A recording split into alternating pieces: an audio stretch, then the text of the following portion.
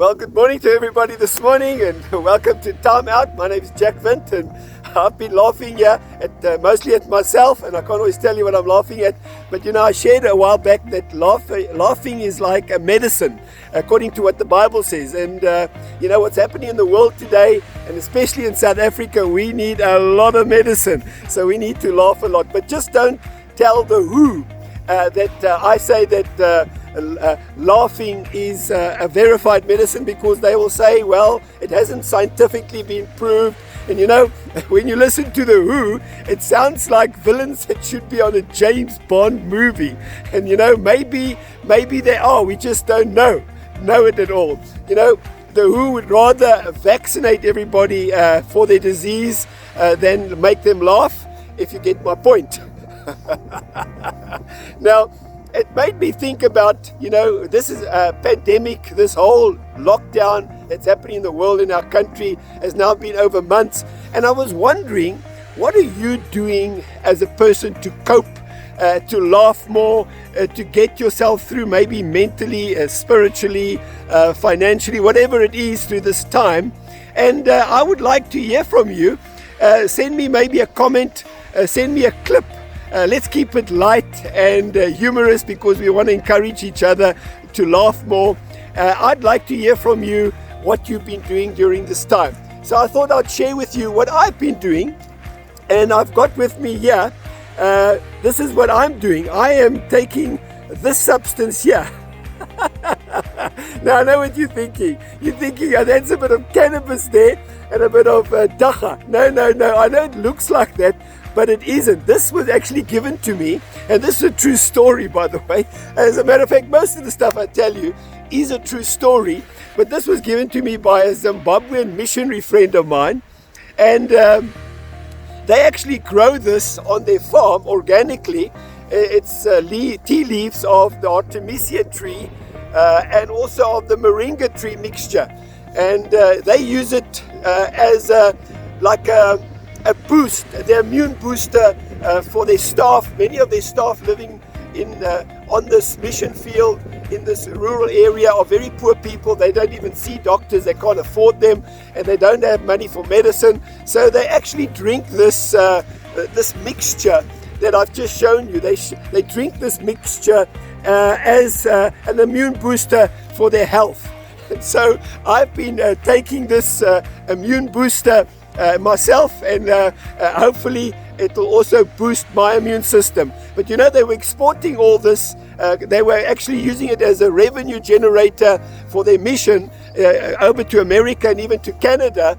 And a certain man called certain Mr. Bill Gates apparently blocked the export of this. I wonder why.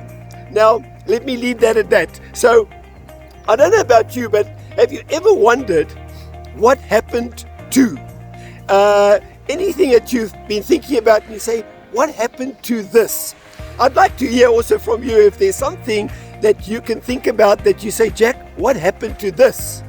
And then just drop me a line. Now, I want to share with you a little bit, two things, and I'll ask you what happened to this. So what happened, the first one is, what happened to the flu virus? I know people that are avid flu supporters. Every year they get it, and they almost proudly wait for it with their cough mixture and all their medicines. And they were very disappointed this year because the flu seemed to sideline them. And I was wondering, is there some code of conduct that viruses have between each other, that when a super virus comes along, the lesser virus just takes a back seat until next year? I don't know. And then the second one I was thinking about, what happened to Tickalocks? Now I'm not talking about TikTok, which is to me the broken clock. I'm talking about Tickalocks, a game that was played many, many years ago, even by myself. And you would run and play this game, and it was imaginary game. You could somebody was chasing you, and you could put a imaginary circle around yourself like an invincible field, and then you would go Tickalocks, and you were in your den, they couldn't get you.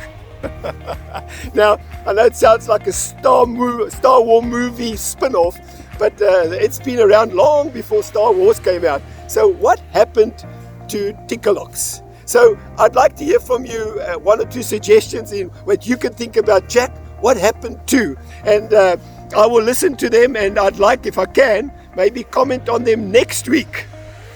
That made me think about something this week that somebody asked me a question, and I want to share it with you. Somebody asked me, Jack, do you think with all this happening with the pandemic and the shutdown and what the world's going through and we're going through, do you think that we are now at the end of the world?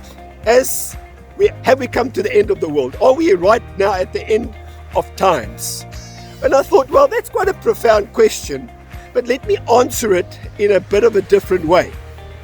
You know, what this whole thing has taught us over these last few months is that we are not invincible as people. If I told you and you told me a year ago, 2 years ago, that something will shut the whole world down, the sports, the entertainment, travel, leisure travel, everything, governments, I would say that will never happen. If I told you it will happen in a couple of weeks, you'd say impossible. Well, it did. It showed us that we are not invincible. And I thought, I wonder what's the opposite of invincible. And I came up with, I know this is not a real word, but it would be vincible. We are not invincible, we are vincible. And I thought, what does vincible mean? It simply means that we are mortal beings. We are not going to live forever. And that may not be a bad thing. As a matter of fact, I don't believe we're going to live forever on this earth. That's what I mean. And that may not necessarily be a terrible thing for us. Because what mortal beings mean, it means that we are human. There's a humanity about us that is very unique. And that humanity allows us to be able to love. It allows us to be able to forgive. It allows us to have empathy. It allows us to, yes, make mistakes and then decide to ask forgiveness and be forgiven or not. It allows us to hate. Yes, it does. But it also allows us to forgive. It allows us to release people and maybe not. But in many ways, our humanity is actually something that we sometimes take for granted. And we should never do that. Now, so it reminded me the other day our power went down. I don't know if this has happened to you. I'm sure if you're in South Africa, it's happened to you sometime. Now, it wasn't load shedding like you may think. I don't know. I think it was brain shedding because somebody did something wrong and blew something up and our power went down. And, I don't know if you've had this at home. Your brain is so used to going up to the light switch and switching it on that you don't think, the power's gone off, but your brain says, go and put the light switch on so the light can come on. And there's nothing. Because you see, we've taken electricity for granted for so many years, you can't see the electricity. It's in your house, but you can't see it until you activate the switch. Then you realize the benefit of that electricity. Although it's always been there, except when they cut it off, it's always mostly there, but you don't value it until you need to use it and you operate that switch and then the lights come on. So sometimes the lights need to come on in our lives for us to appreciate and value certain things. And I think during this time, it's helped us to evaluate and for the light to come on to the important things in our lives, which, by the way, are not sports and entertainment. I think the important things is our humanity and our love and our appreciation of one another and of people. So that brings me again to something else I feel that we need to discuss today on Timeout, and that is, there's this hoo-ha made by many people all around the world. Everybody seems to be competing about which lives matter the most. It's like it's a competition. Now let me just say, God values all lives equally. In God's eyes, all lives matter. But this coming week, we are celebrating the World Women's Day, and I thought it's appropriate for us to maybe speak about the fact that women's lives matter. And in South Africa, I realized that when I was reading something the other day, it said every 3 hours in South Africa a woman is killed. As a matter of fact, most of them not just killed, they are traumatized and raped and killed. And I don't want to be sexist about this, but most of those people perpetrating that crime are males. And I say that ashamedly because I myself am also a male. But you know, do we value lives when we allow that to happen? Now, when all this happens, you know, there's a hoo-ha of we're going to form a committee and we're going to have a launch a probe, and you know, this is totally unacceptable, and everybody shouts out. But not long after that, another woman is killed. There's no lockdown. There's no extra budget provisions made in the budget for this fight against femicide. You know, there are no stricter rules that say we're gonna lock these perpetrators up. We're gonna make an example of them. This is not going to be acceptable. You know, it's almost like, and there's no task team formed that are going to go out and police this. It's nothing of that happens yet. We say lives matter.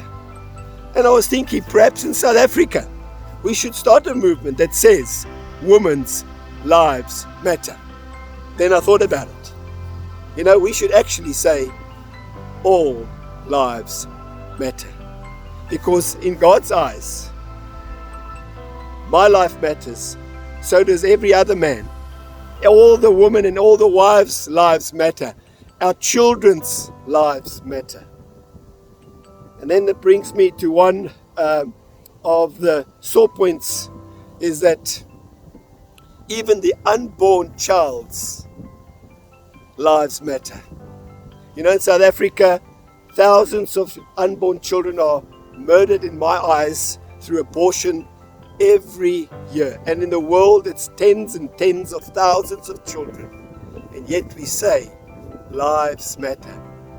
I think, does their life really matter?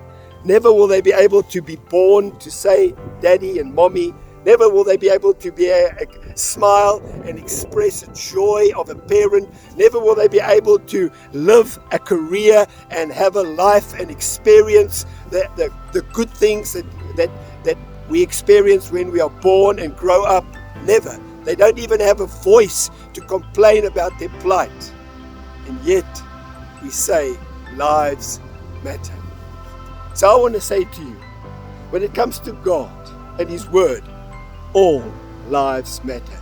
My life matters, your life matters, all men's lives matter, women's lives matter, our children's lives definitely matter, and so do the lives of unborn children. And so I leave you this morning, and I want to encourage you, in the midst of all this, just remember, your life matters to God. God bless you as you have a wonderful Saturday. My name is Jack Windt, and I will catch you again next week. Don't forget those comments, those clips. I'd love to hear from you. I'll see you then. Thank you. You unravel me with a melody. You surround me with a song.